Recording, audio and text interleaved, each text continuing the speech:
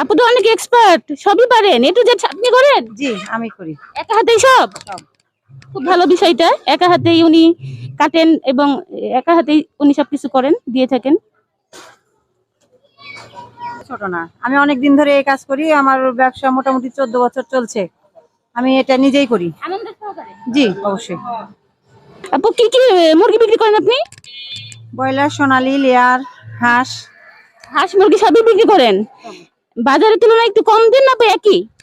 বাজারের তুলনায় আমাদের কাছে 2-5 টাকা বেশি হয়, বাজারের লোকেরা অনেক বেশি মুরগি তুলে, ওদের দাম একটু কম হয়, আমাদের কাছে 2-5 টাকা বেশি হয়।